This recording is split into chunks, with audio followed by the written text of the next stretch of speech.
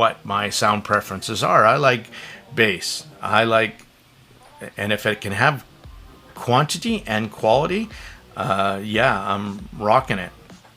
Especially mid bass. I like the slam over the sub bass rumble. I like my mids super clean.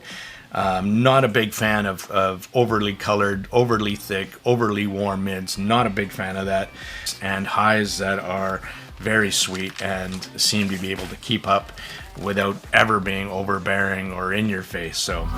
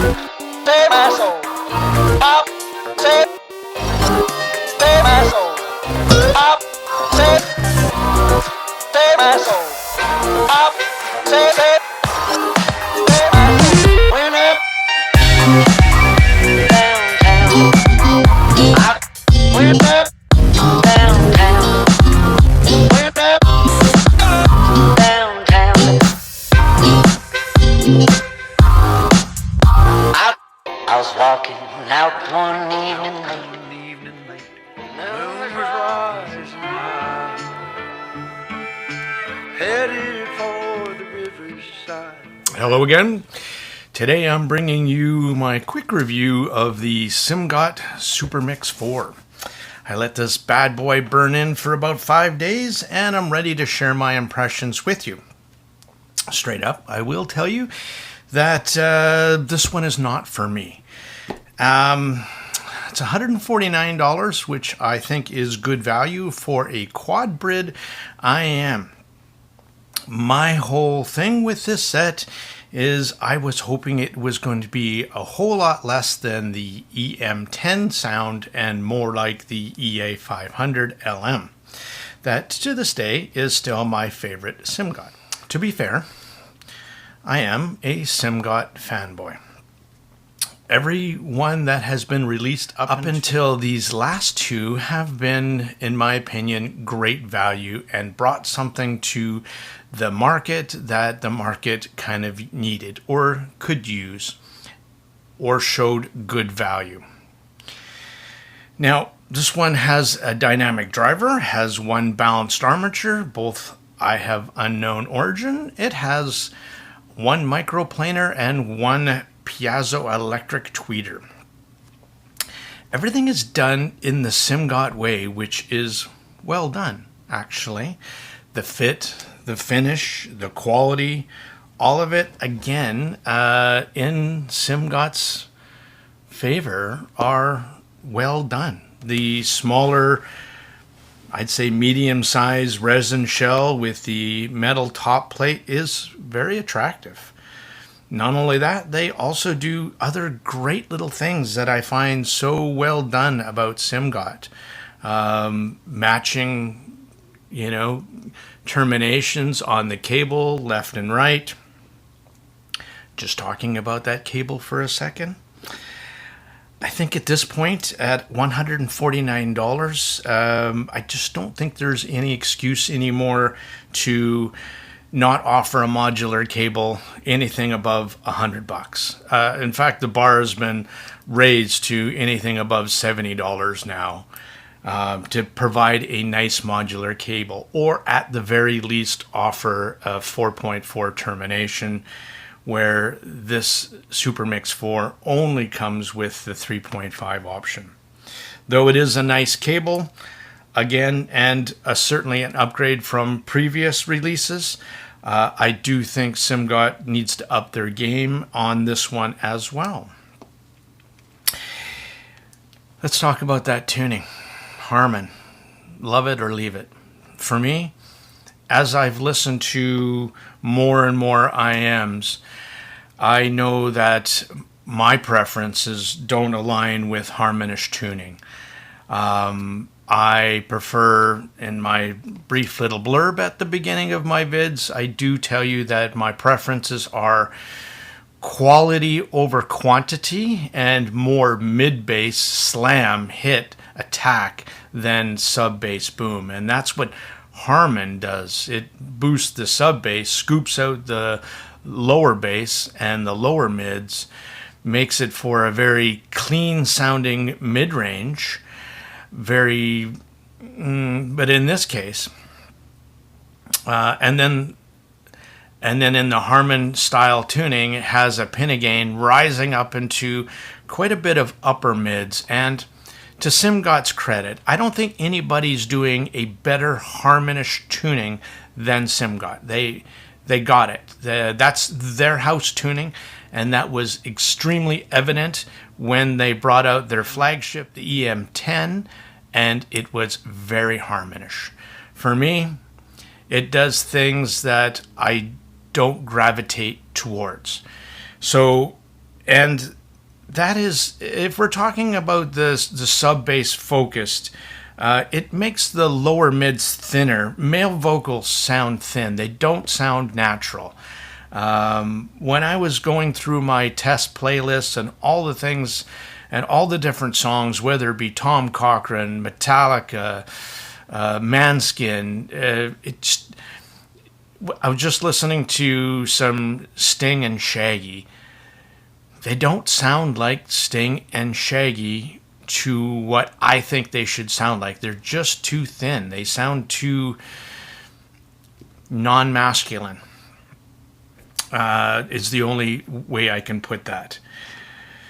And that goes also for instrumental. Piano, cellos, kicks, they all are light on note weight. Harmanish tunings, I find them very mid-centric. I find that I hear a boom boom, scoop, lots of emphasis on the vocals and mids, and then not as much on the high end. So for me, this would be great for female vocal lovers specifically. But that is one genre out of a whole bunch that would kind of limit the usage of this for me, unless I was only listening to female vocals. Overall, if we talk about the bass, I just find the bass lacking attack and body.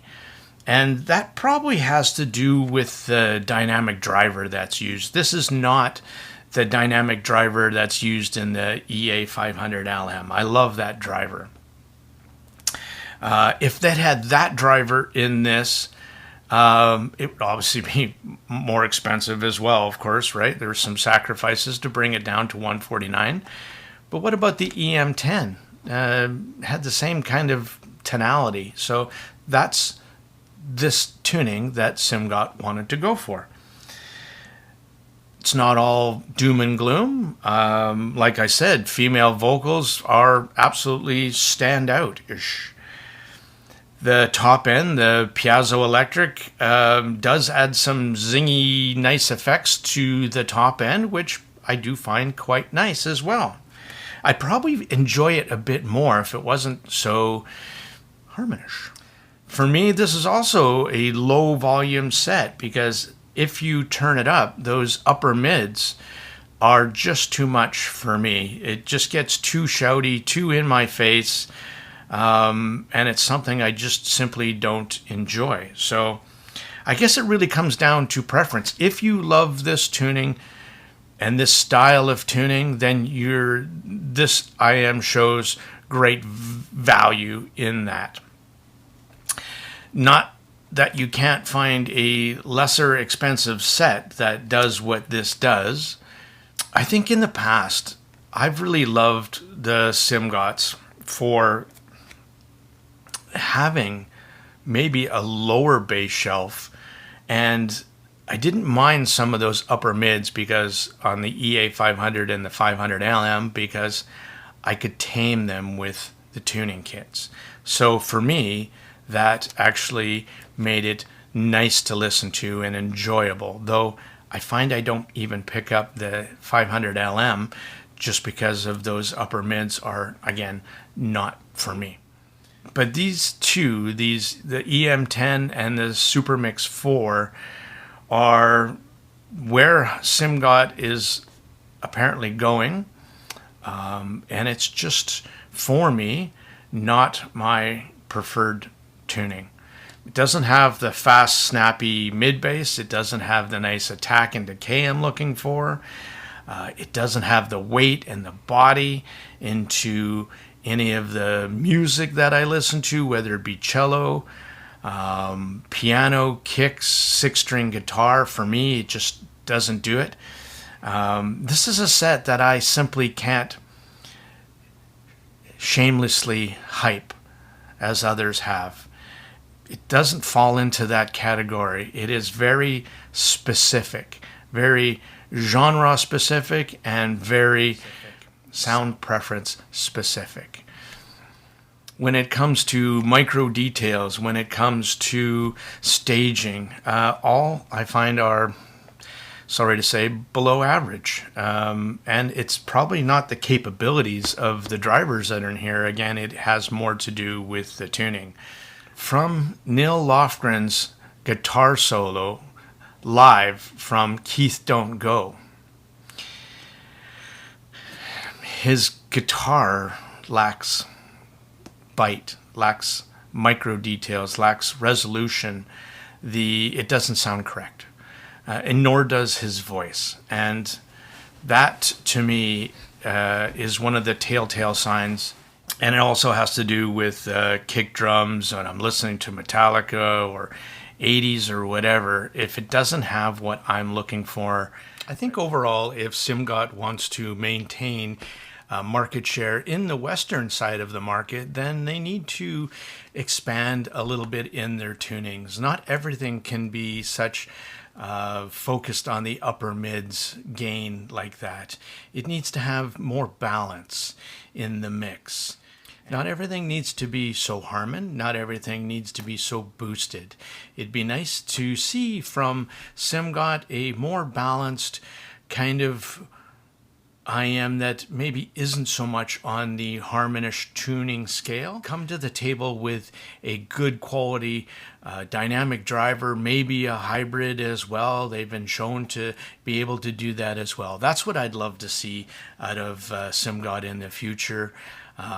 If they limit themselves to keep doing Harmanish tunings, then they're going to severely restrict their audience as well. So that would be my suggestion to Simgot.